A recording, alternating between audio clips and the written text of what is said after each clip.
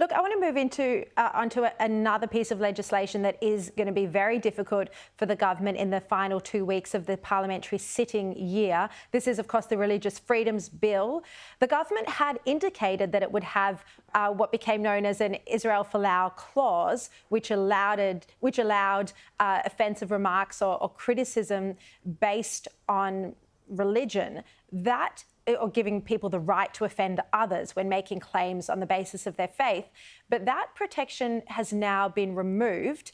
Michael Danby, how important do you think this issue is to religious communities and schools who want to be able to technically discriminate by hiring staff on the basis of religion? For example, you know, a Jewish school hiring a Jewish teacher, or an Islamic school hiring an Islamic teacher. Do you think this legislation is important, or it's just kind of opening a can of worms? I think the legislation is important, but I think Dave Sharma has identified the fact that it's going to be a lighter version of the original proposal. So the Israel Folau clause will be dropped because of the moderate or left-wing faction of the Liberal Party in New South Wales.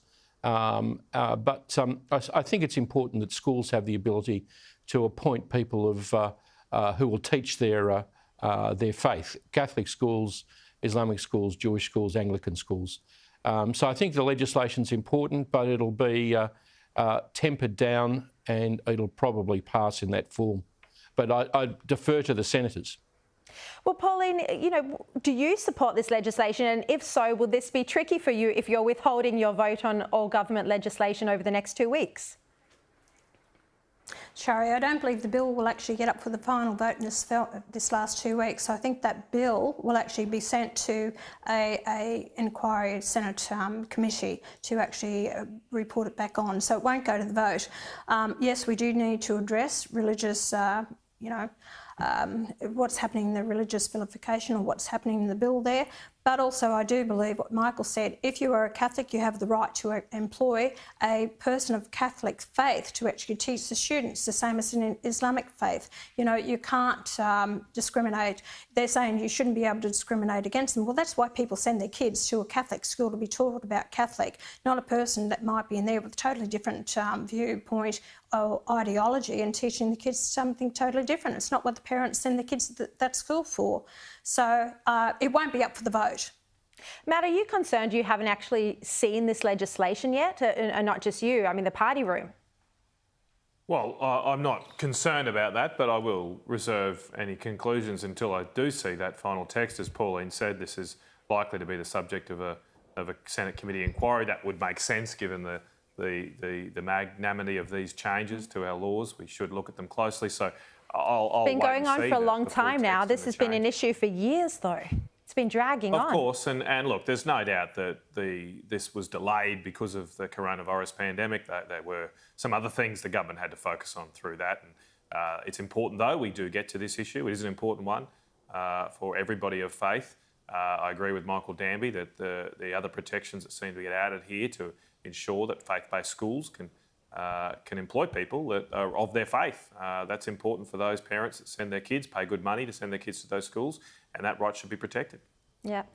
I find it interesting that the pandemic is being used as an excuse for why no other legislation has happened. And obviously that was very demanding for the Prime Minister and for the Health Minister, Greg Hunt. But what were all the other ministers sitting around? What have they been doing for the past 2 years while we've all been in lockdown? Exactly, Sharri. What's happened to the Magnitsky human rights law that's been on the back burner since I introduced it when I left the last Parliament? I mean, it's had a full inquiry. It's meant to have been up there. Well, we've only got so much time. You know that, Michael. And we've had to deal with the legislation, the stimulus package, JobKeeper, all of these things. We've lost a lot of parliamentary time last year. You had the Prime Minister, you had Josh Frydenberg, and you had the Health Minister who were busy. And what about the rest of the ministers? No. To debate something like the religious freedom, they've taken a break for the past 2 years. No, that's Sharri. That is absolutely absurd.